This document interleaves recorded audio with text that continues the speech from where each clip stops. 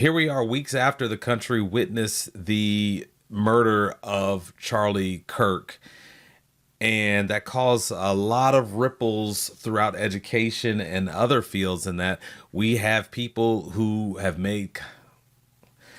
So here we are, weeks after the murder of Charlie Kirk, and we're still seeing residuals of that in the form of people who work in education losing their jobs because of comments they made public on social media. And there's a lot of back and forth about that. Is it legal? Is it not for a person to lose their job for comments that they make on their own time, on their own device, on their own platform? And I've talked about it many times here that when you right now, as the law stands, if you disrupt school, if you cause disruptions at your job, there are going to be consequences. And that's the way it is right now. So I think most people know that and understand that, but people felt the need to jump on Facebook, Twitter, or whatever, and speak out. And with that sometimes comes consequences. Now, the pattern has been the district's going to launch an investigation, and ultimately it's going to lead to a separation, that teacher or worker being relieved of their duties. That's the way it's worked out. Now I want to highlight this here. We have in Oshkosh, Wisconsin, we have a teacher's social media post about Charlie Kirk prompts criticism at this school board meeting. And this is a still shot of Mr. Jeffrey Watts. It got a little tense once he had his time to speak. But here we go. Brian Phelps, that's the name of the teacher. He posted a lengthy Facebook post condemning Charlie Kirk and his agenda. The community voices concerns at a school board meeting on Wednesday. Some said Phelps brought politics into the classroom at Oshkosh West High School. Others said he's an educator under attack for free speech. Members of the Oshkosh area school district listened to both sides of the argument. The meeting was heated at times. On Wednesday, dozens of community members voiced their opinions about Phelps' Facebook post, which we're going to look at. But in the post, he wrote, Kirk was a morally evil human. The world is a better place without his voice. And I think that's the part right there that I think ultimately where we're going here after the investigation. He's going to lose his job. Mr. Phelps is going to have to find another place to work. And we'll come back to that at the end here. But let's look at the full Facebook post, and I get it. To those of you who agree with Mr. Phelps, and he should have a right to jump on Facebook and make a statement. This is his opinion. This is how he feels. I understand. Like, things happen in the world, you see them, and a lot of times you see them in real time, or you see the video of them, and it makes you feel something. It stirs something up inside of you. You want to get on social media and share your feelings. I understand that. Because here, I mean, we're quoting, he's trying to be thoughtful, trying to be insightful. But let's check it out. I honestly believe that Charlie Kirk was a morally evil human, made all the worse by his misguided and misleading public-facing professions of Christianity and the religious rights embrace thereof. Okay, so trying to get some thoughtful conversation here. I think the world is a better place without his voice and his ideas. That's rough. That's rough. And he goes on to quote Mark Twain. Is he an English teacher? I would imagine he's an English teacher. I think the world is a better place without his voice and his ideas. It reminds me of that old line, always misattributed to Mark Twain. I've never wished a man dead, but I've read some obituaries with glee. I mean, boy, oh boy. You you're not outright saying that he deserved it and you're glad it happened to him and possibly happened to other people who think like him, but you're in the neighborhood. You're definitely in the neighborhood, and I think ultimately that's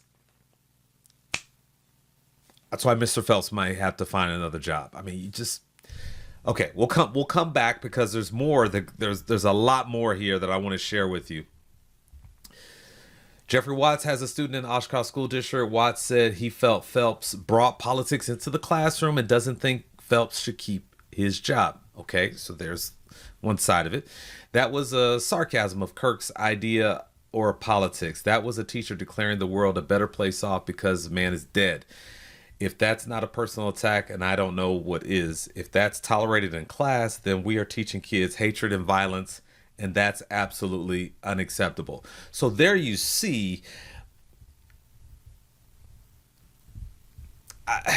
that's like I said, you're in the neighborhood because one kid leap here. We're teaching kids hatred and violence, and he didn't say anything about hurting people, but man, oh man, you're in the neighborhood. So here we have someone who said that they're concerned about his First Amendment rights. I have personal social media pages and I'm very opinionated. I express my thoughts and my views all the time on my personal pages. Should I be concerned for my job as well? So there is the other side of that argument, and people are continuing to push back against this because we're seeing quite a few people lose their jobs over this. And that's the way it is, and I would encourage people to please consider that when you're free to do it, but when you go out there and make these statements, what you have to do is you have to count the cost. You have to count the costs. We all know that there are people who have lost their job because of things that they've said on social media. And why is that? That's because you have local members of the community. They have opinions as well. And they voice their opinions in the form of sending emails to administration, phone calls, voicemails, and who do you think is going to have to sift through all of those voicemails, text messages, emails? Yeah, the school staff, they're going to have to sift through that. And if they're dealing with these things based on a comment that you made on social media, then what other things are they not able to do, such as that pertain to the app's actual goal of helping kids learn and grow? Anything that would interfere with that is a disruption.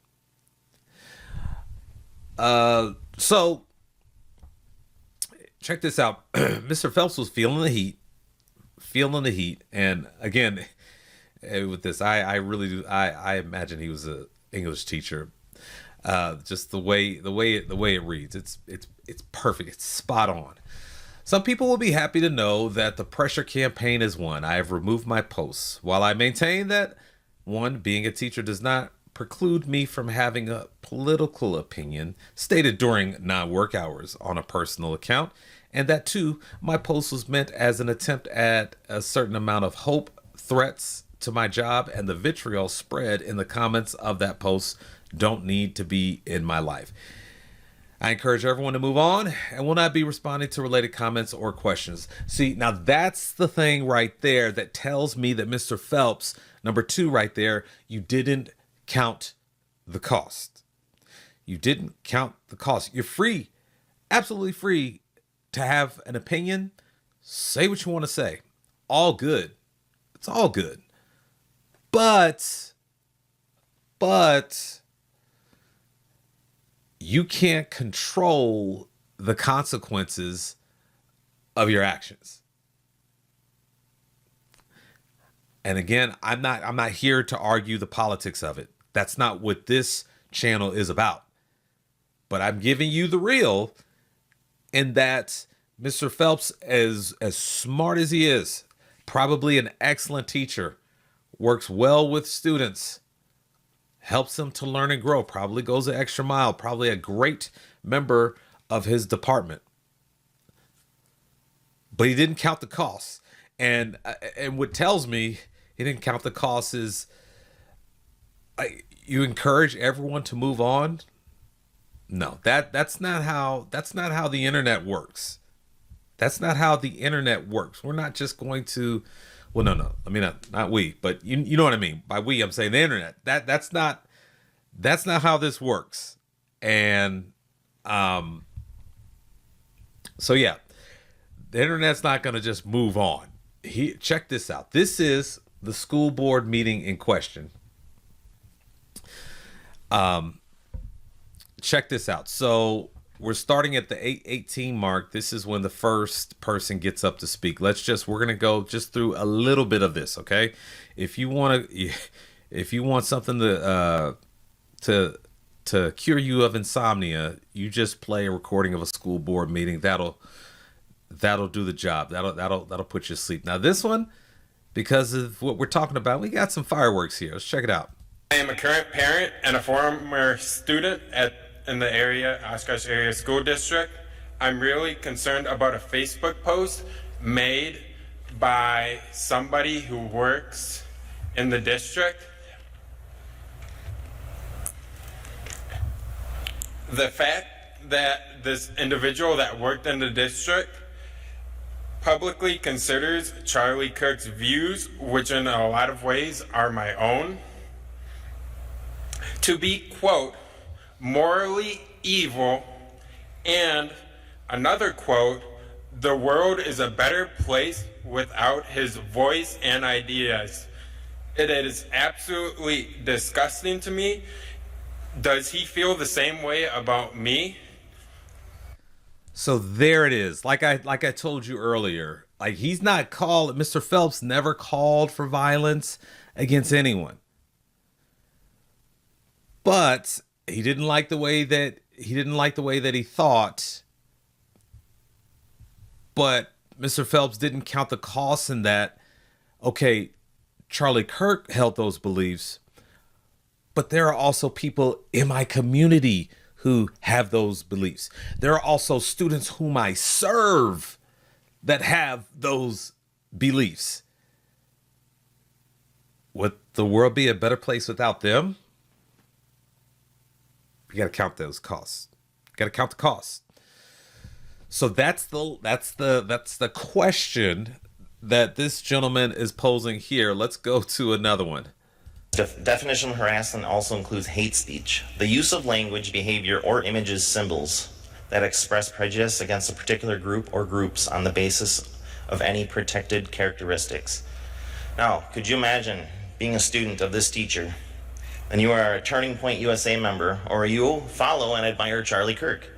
Would you feel safe in this classroom? Could you imagine if an OSA teacher called transgender and a mental illness, or spoke out against child mutilation that is promoted by the radical left in this country? I bet Mr. Davis and the board would do something about that. So much for all students.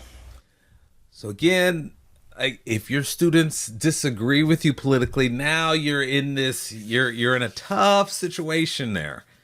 It makes it really, really, really difficult, especially in this political environment today. So again, got to count the costs. All right, here we go. We're continuing. Here's another one. I'm an alumni of the district, as are my children, as are my parents, and my grandchildren will be. I'm also a district employee and concerned for all of us in regards to our First Amendment rights. I have personal social media pages, and I'm very opinionated. I express my thoughts and my views all on my own time on my personal page. Should I be concerned for my job as well? Okay, so this is the one we read a snippet of earlier.